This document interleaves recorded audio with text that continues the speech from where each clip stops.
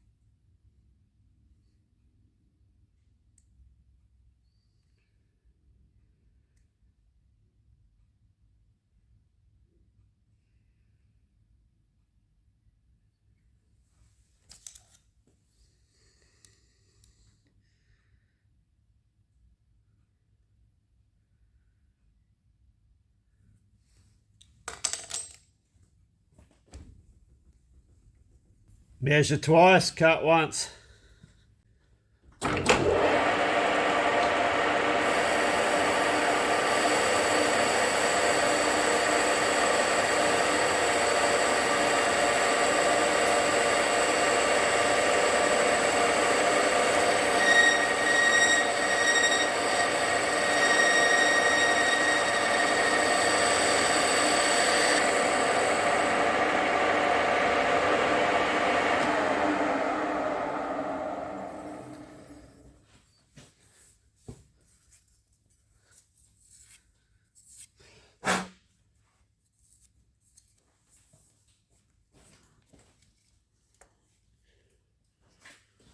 Okay, that should be it.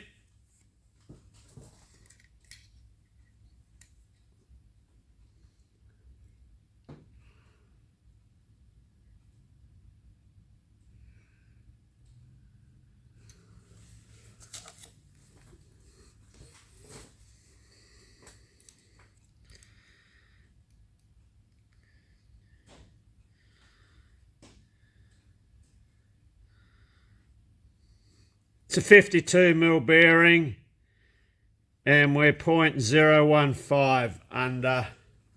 So perfect. Okay, so we'll break these edges. Actually, before we break the edges, we'll do our circlip groove. I'll get set up for that.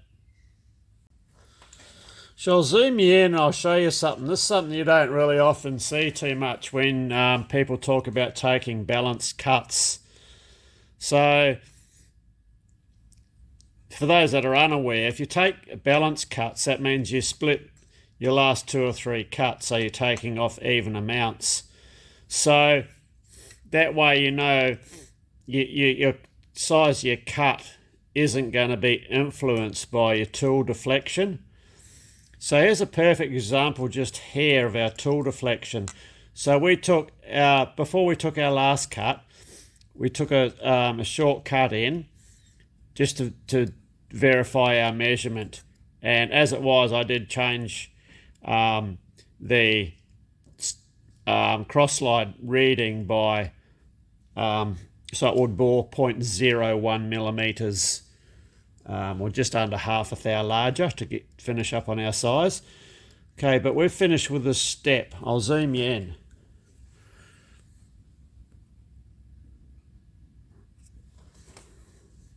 Now, that step is the result of an unloaded tool.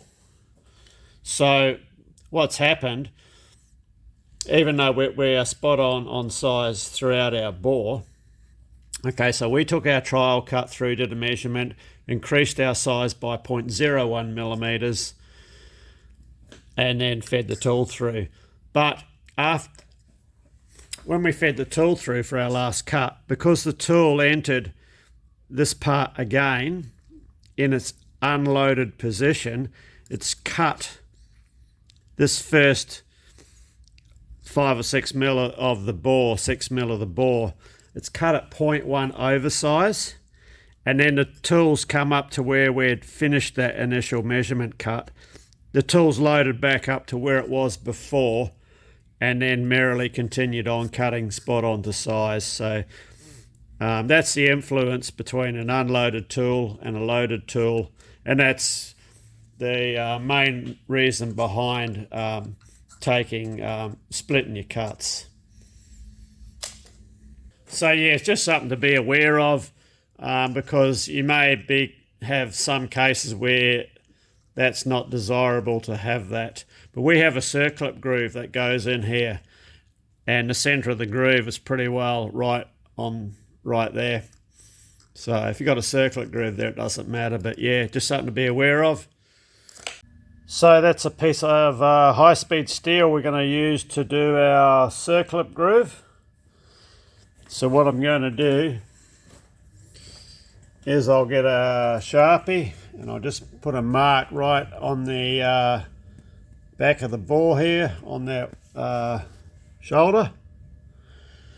I'll zero out the tool, touch the tool off to that mark, and then we'll use our compound slide, and I'll back the compound slide off 30.5 millimeters, and that'll put us in the correct position in for our circlip groove. You just need to ensure that the backlash is taken out of the compound for the return journey. So wind it forward and then bring it back to there. And then it's 5 turns plus 0.5 millimeters.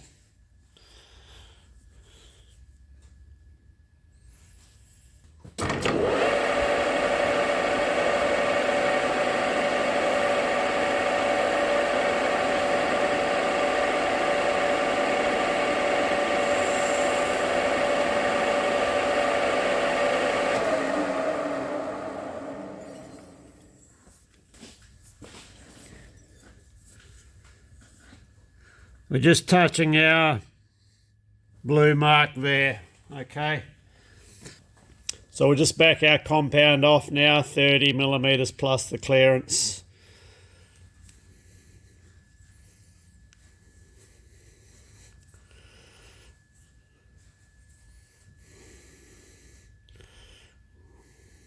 It should be there. So that should put us in the location.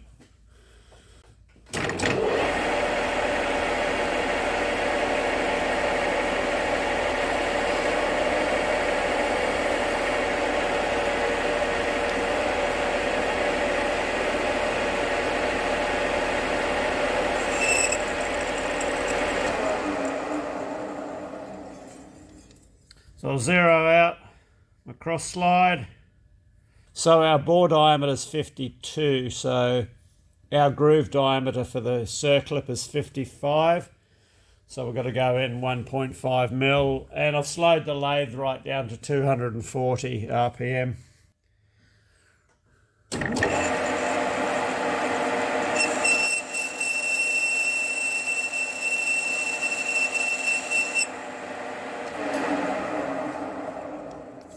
By the sound of that, we need to go a lot slower. Just get a bit of a visual on our depth. Yeah, we're there. I'm going to slow the lathe right down.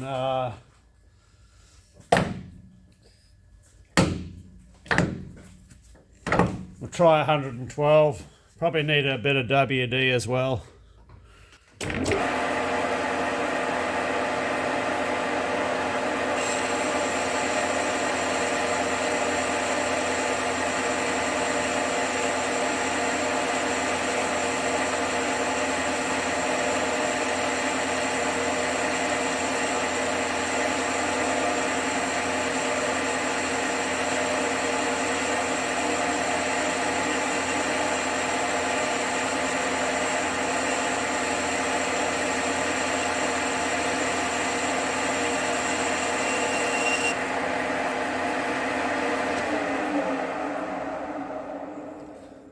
That's it there.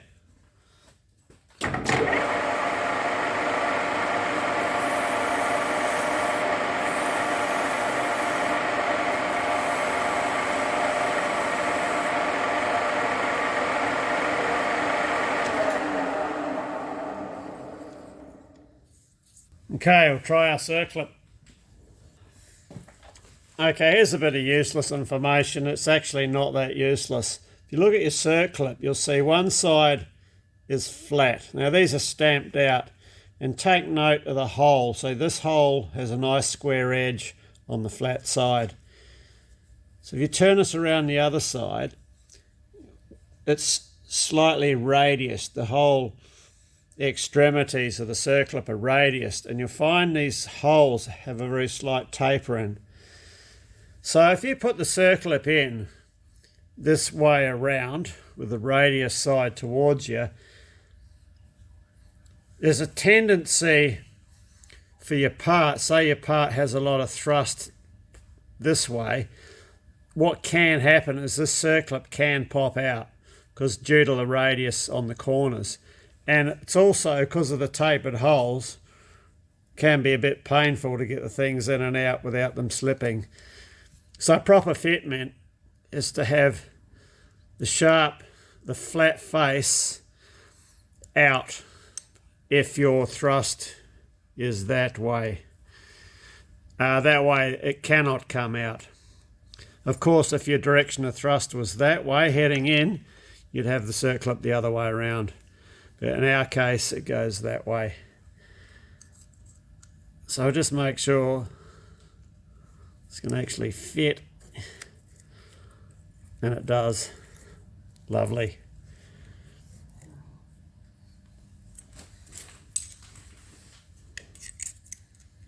And our bearing assembly is 30 millimeters.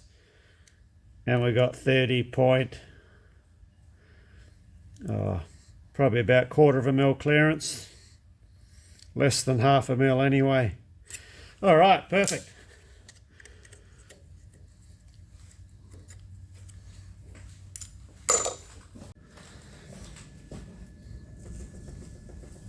So just break this sharp corner here.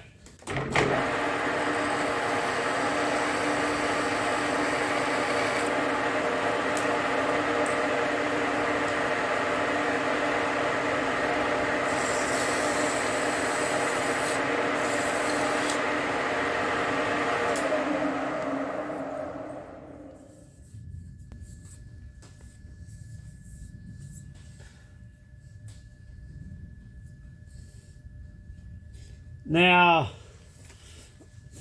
I think I might put a tool in now and we'll just take a slight skim because we can finish this OD, and with it in its position then we can chamfer this corner.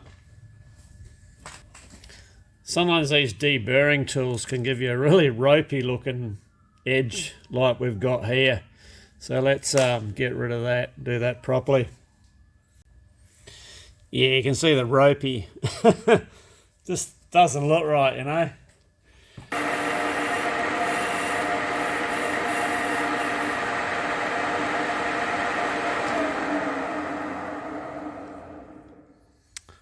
That's looking better. So it's just a very light cleaning cut on this OD just to get those the roughing tool marks out.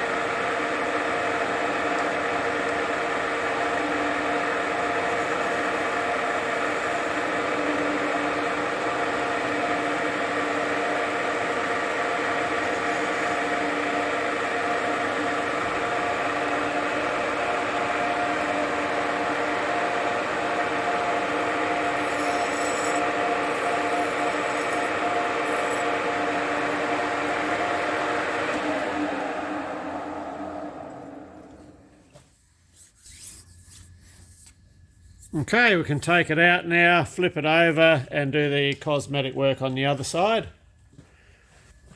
Whoa, no we won't. We've got a recess to do in here. It's a register to turn in for the chuck. Nearly forgot. So our register, it's 100 millimeters, 100 millimeter, 99.98-ish diameter register, 3 millimeters deep.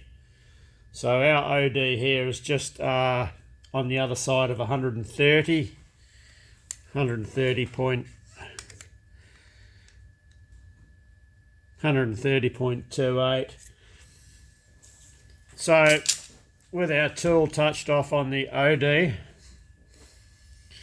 I can wind in 15 millimeters and that'll give us a hair up our sleeve for a measurement.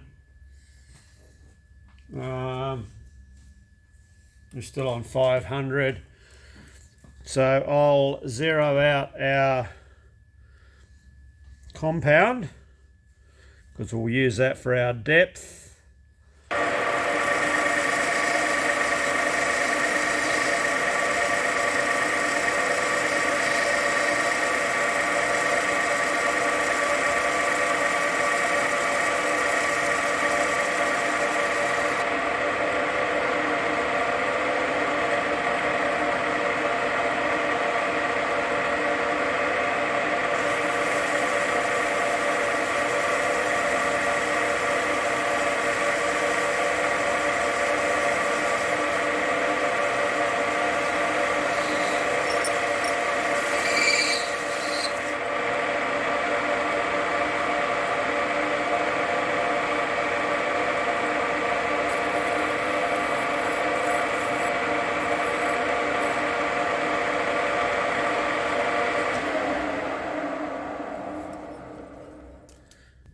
Okay, we'll see where that gets us. We're 1/2 mil still to go on our depth.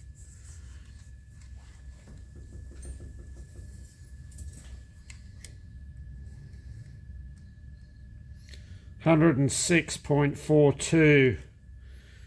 So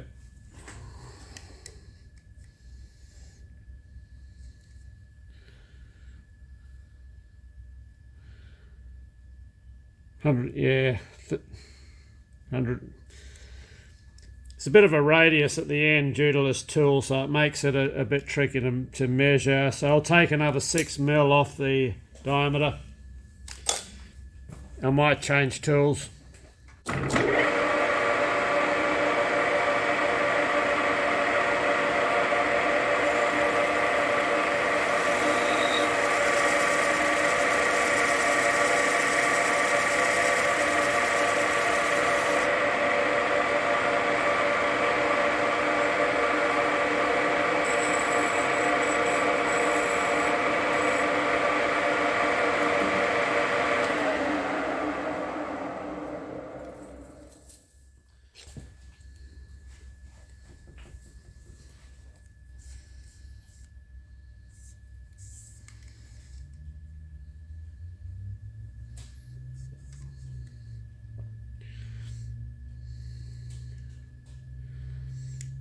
$100.6.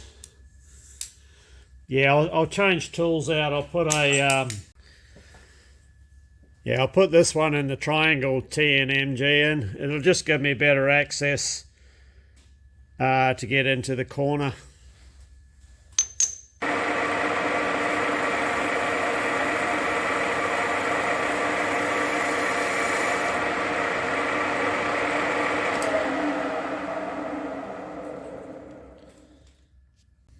Oh, okay. Bump the camera. Hang on, I'll move you a bit. Gets very close to the other lever on the carriage. She'll sit you back, something like that. Right, we'll get a measurement.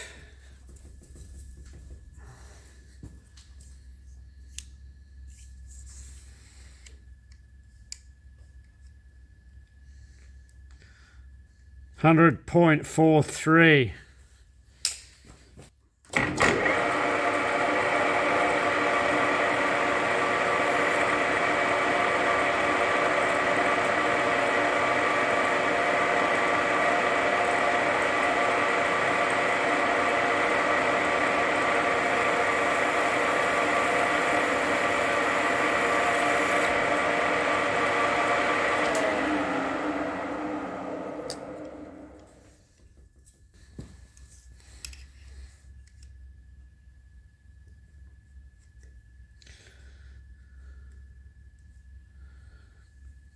$99.97, we're there. So it's just our depth of 3 millimeters.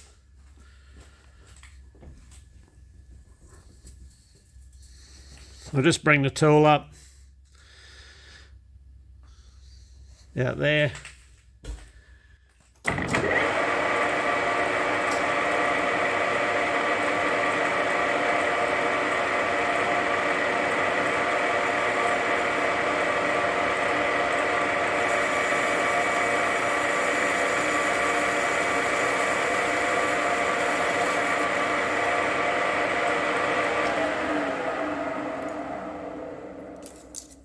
Get rid of that. 1/4 mil to go.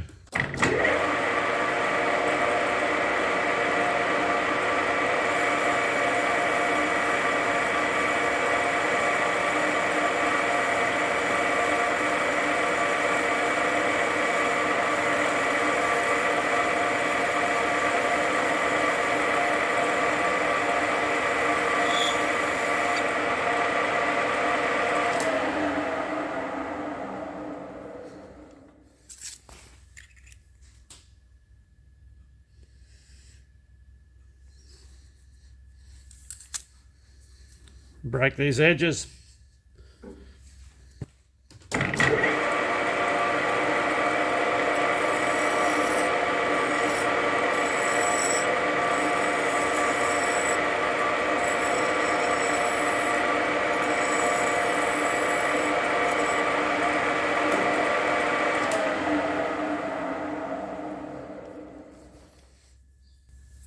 Okay, let's try our chuck on it.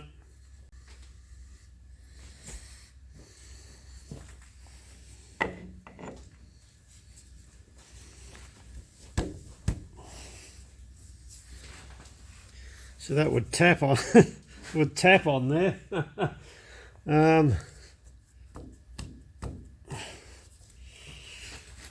Let's get my copper hammer.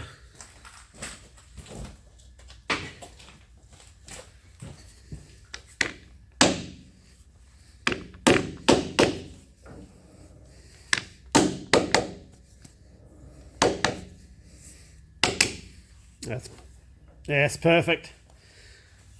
Right.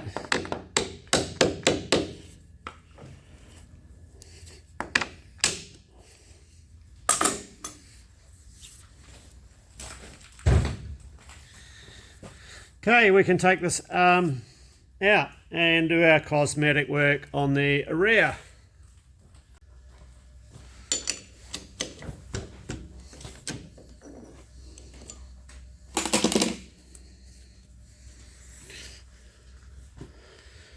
Yeah, so I'll flip it round now. We'll grip it by the OD and finish the cosmetic work. They're the jaw marks I didn't want to leave. That's why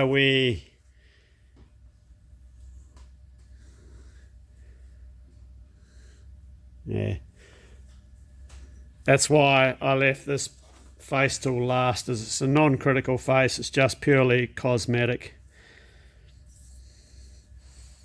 Might even do this in the other lathe. It's the chuck's more suited for gripping on the OD jaws for this diameter. Oh, we can do it in here.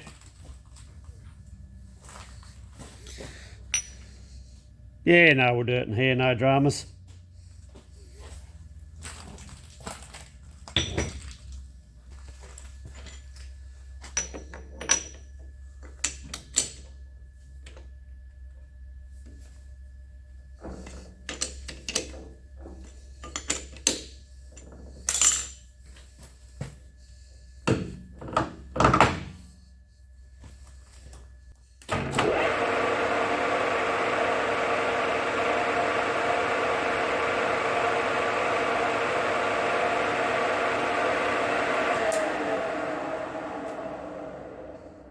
Right, we'll get a tool set up and touch up these faces.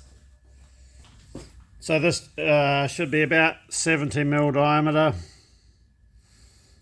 We're 71.6-ish. So I'll take 1.6mm off.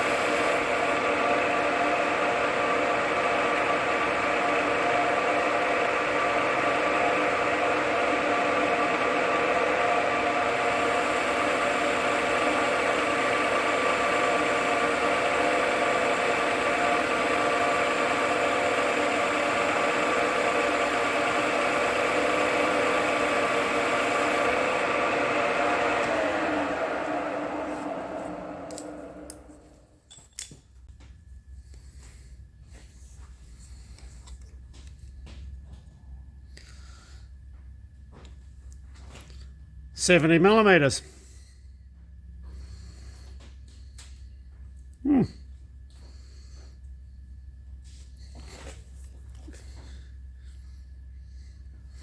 Okay, we'll do the space. Just got to make sure I can swing my tool around and have clearance on the chuck jaw. which I have just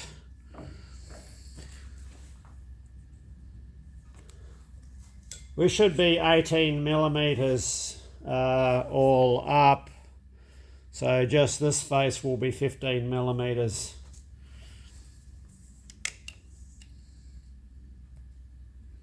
It's 16.18. We'll take a cut and get a proper measurement.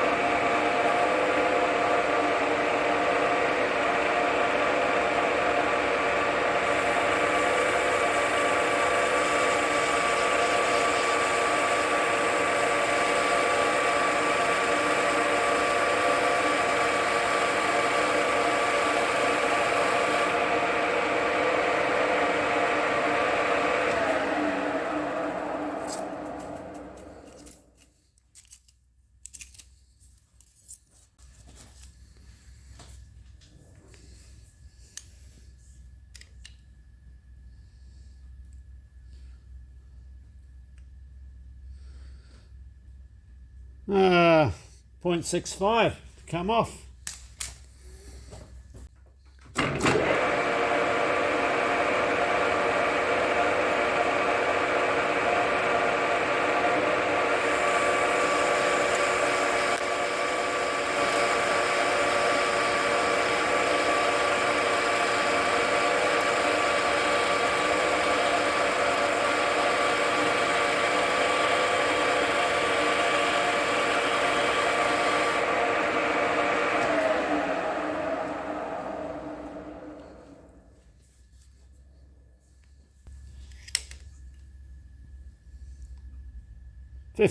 .03. I don't think we're going to be too fussed about 0.03 millimeters. It's only a thou. So I'll get a radius tool in and we'll blend this edge in.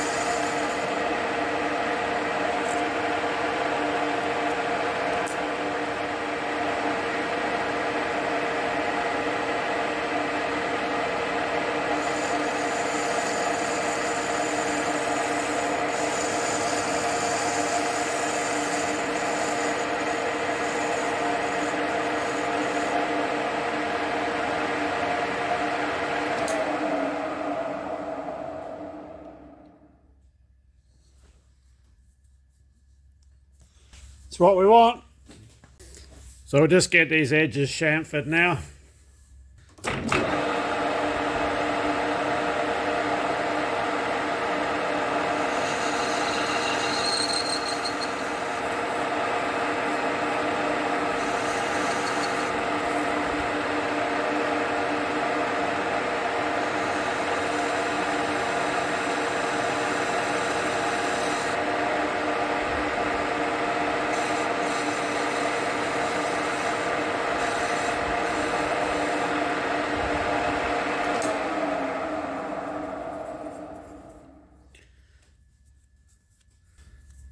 Right, just needs a bit of a polish up.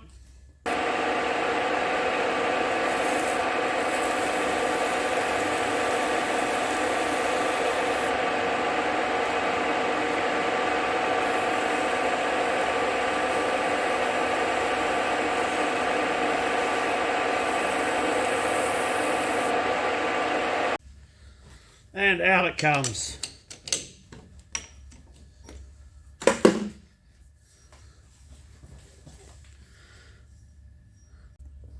Okay, so we just need to drill and counterbore 3 locations on the back to pick up for the socket head cap screws that mount our adapter onto the chuck. So we're just going to use little Hong Fak Wong here to drill and counterbore for our 3 bolt holes. And to pick up on our pitch circle diameter, you can either measure it and then offset accordingly if that floats your boat, but it didn't float mine. So I've got our chuck that we're going to be using and a pin, which is a neat fit in the tapped hole, and that puts me right on our required PCD, because you do get a bit of variation in these cheap and cheerful chucks sometimes. So then I can take our dowel pin out,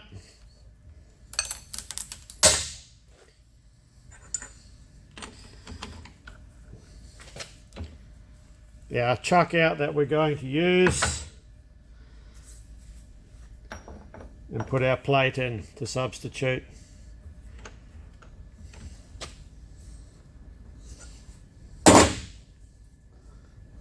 So our table's locked, everything's locked off. So now we'll just pick a position in between the 2 jaws, as all our holes will end up in between the 2 jaws. We'll get a spot drill set up and we'll mark out our first 3 positions.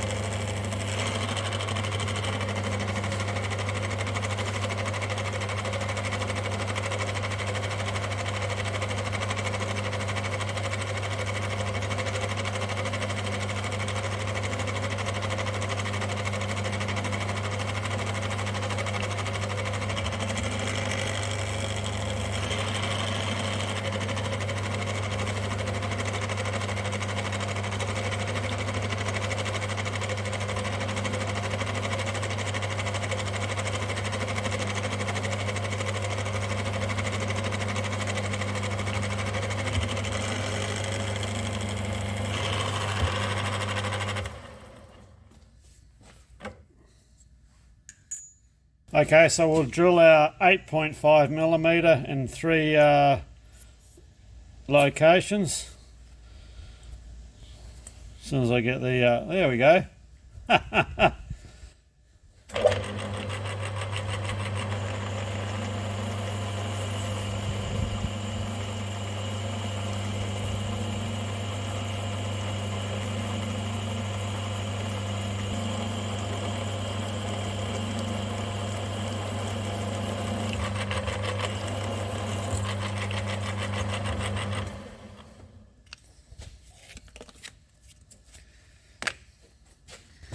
Okay, so that was 240 degrees.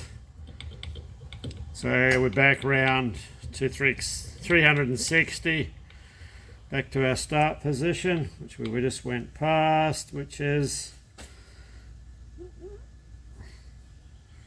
right here. Okay, a bit more of the alien love potion. Away we go.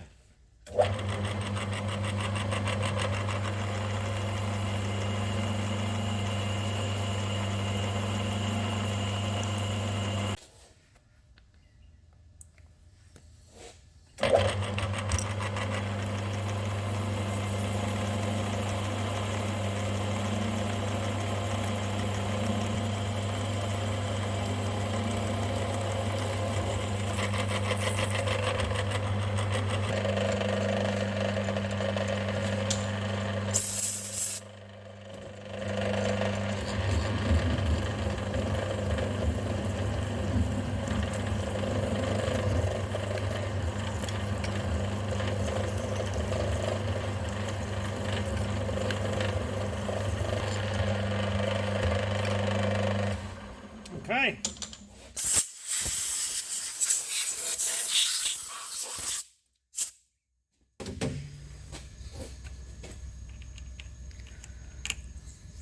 Perfect. Right, I'll get this deburred and we'll get the bearings in get her assembled.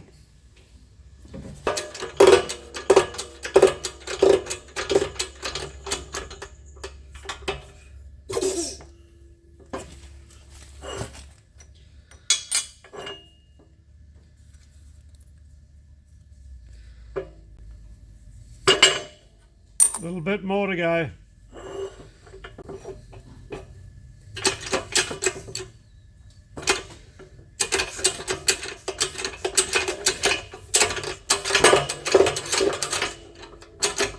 That's it.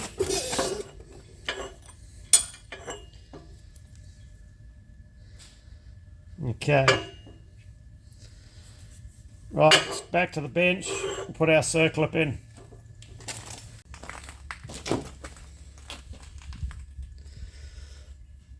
So curve side down.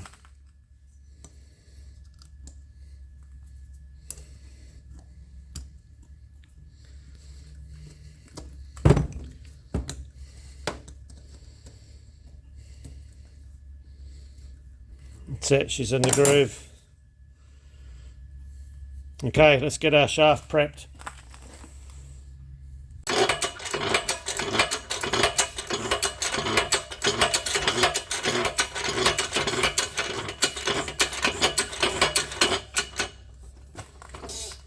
Okay.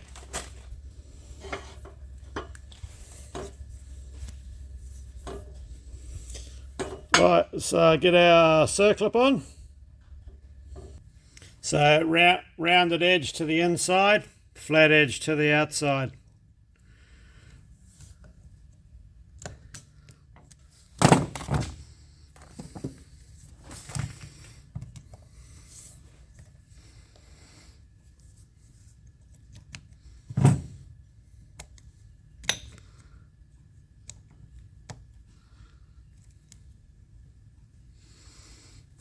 I think that's in.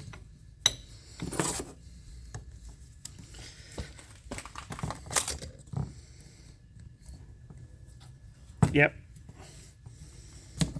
Now that's in. Right, let's get this set up in the lathe and get an indicator on the face and just sort of see what we're dealing with. Hers and Doors has just dropped off my afternoon food package. Crackers, cheese, pickled onions, salami, grapes. Let's give it a go.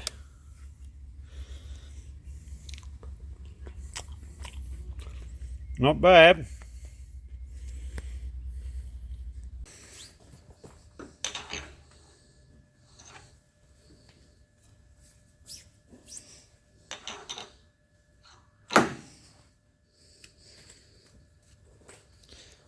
We'll get a clock set up on the face.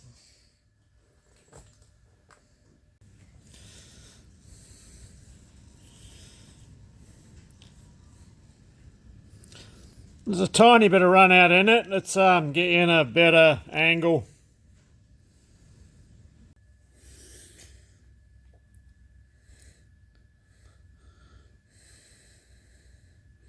So we got a hair over half a thou run out here. So that is what it is. I think that's be fine for a tailstock chuck adapter. Actually, while I've got the indicator here, I'm just going to grab hold of this thing and... Oh shit, hang on. I better lock the tailstock in position. Just sort of see what we're getting with standard bearings. So I can flex it, whoops, about 2/1000 of an inch.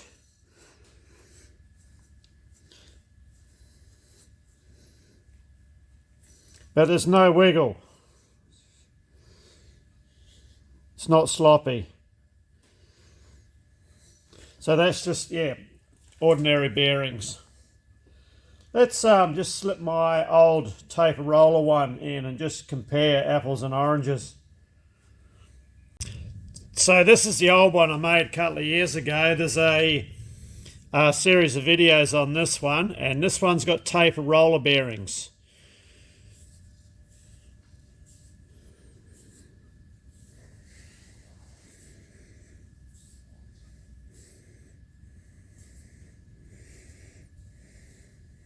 This one runs about half a thou flicker in it too.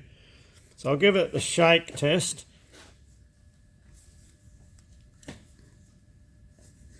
And it's about half the amount of standard ball bearings. So yeah, that's the taper roller bearing version. Yeah, so I just thought that would be an interesting comparison between the two different types of bearing arrangements you can have. I mean, there's other options. So I'll get the chuck mounted up on this. We'll get a piece of material in the lathe and give it a run. Just quickly, someone asked me in comments how I was able to eject MORSE taper, or a MORSE taper out of the reducing sleeve without having a tang on. We'll just set those together. So what I have, yeah, you can see, because without a tang you ain't got much there. So your drift will just pass through. I just use something like that. It's a little round piece of material. Smaller ones I'll use a ball bearing. I'll just sit my finger over the back, set him in there, sit my drift in, hold my hand behind it, because if I'm using a ball bearing it usually drops out, falls on the floor, and then just give it a chop. That's how. And yes, it fell on the floor, but we were able to retrieve it. So that's how I get around that. Okay, we have our chuck mounted up, and curiosity just got the better of me, and I just was going to check the run out on this cheap and cheerful chuck. Sometimes they're not bad. This one's actually pretty good. Plus or minus half a thou either side of zero.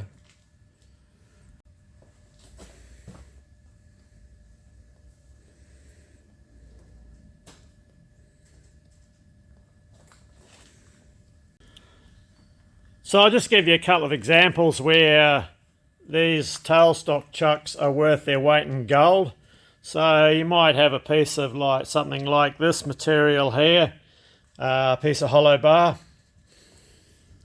and you may need to either machine the OD in its entirety or machine a steady rest band on it or some other features, and you may not have a pipe center, or if you need to put a steady rest band on it down the end, and yeah, you've got to find a way to stabilize the end. I mean, there's other ways. You could use a spider, but tailstock chuck is way quick, well, a very quick and easy method. So say we wanted to put a steady rest band in the end of this piece of material here.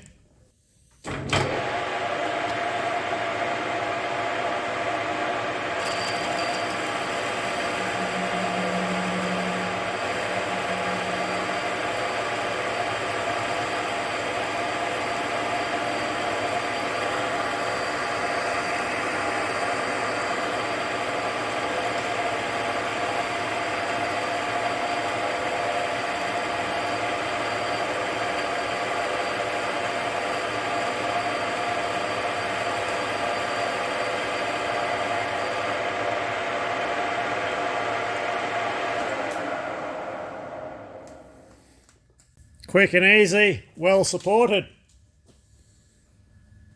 So you can actually turn this piece in its entirety as well with a tailstock chuck. So if you want to turn the part in its entirety, you'd need to be gripping on the inside of the bore with your jaws. Now if you're turning towards the chuck, it's one thing you really need to do, and that is run a spacer sitting over your chuck jaw, and that will stop the part from migrating towards the chuck. Likewise, if you're turning away from the chuck, you need the spacer at the other end. Just stops your part walking and bad shit happening.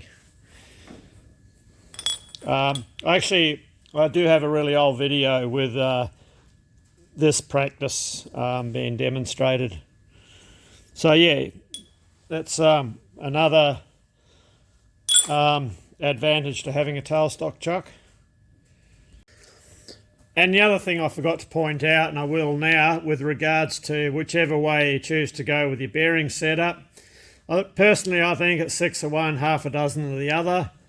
What you got to remember, when your chuck is gripped the part, that holds the chuck firmly on the part. Now if you're concerned with that you can flex your chuck that way, well, that's not going to happen when your chuck is securely gripped on your part. You just don't want any like radial run out up and down. So that's what you want to keep to a minimum. And that's why when I did the bearing crush on these, I was doubling what you'd give these size bearings normally. And that's just to reduce the radial clearance of the bearing. There is one last test I want to do. So while we have the ball bearing chuck in, I'm just seeing down this end of the bar how deep we can go with a cut before it starts vibrating. So I've just gone this far. I'll go a bit more, and I think it was just starting to vibrate at a 2mm depth of cut, or 4mm off the diameter. And I'm running the lathe on 350 RPM, and the sort of diameter where the material is 89mm.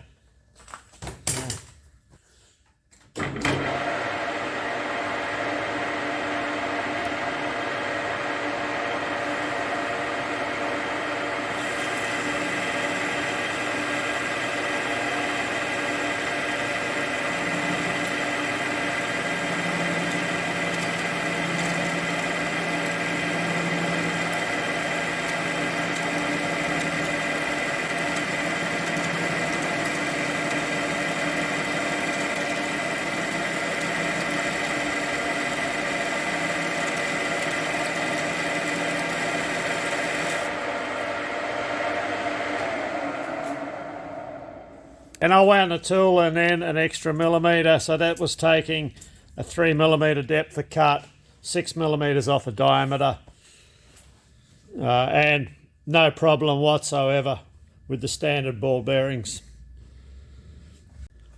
I was going to run the same test with my taper bearing chuck, but I know it will do that. It will, it'll do whatever this will do. So I'm not going to worry about it.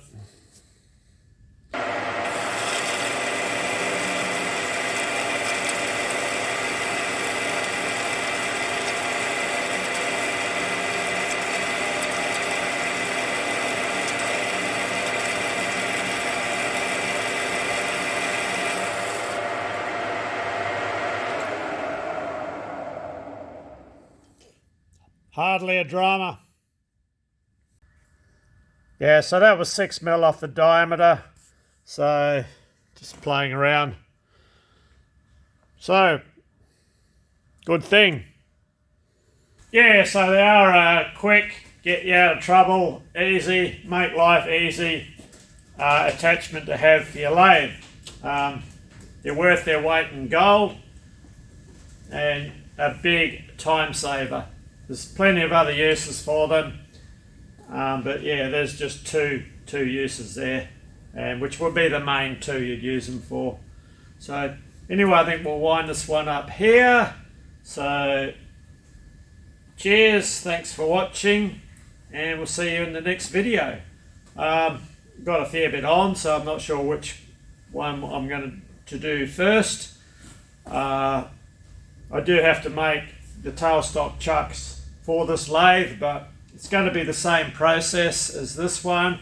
I may do a video just on the hub because it will be a two-piece hub, and I am thinking of possibly make it like a set true chuck on the back as well. So I don't know. We'll see how I go. So anyway, cheers.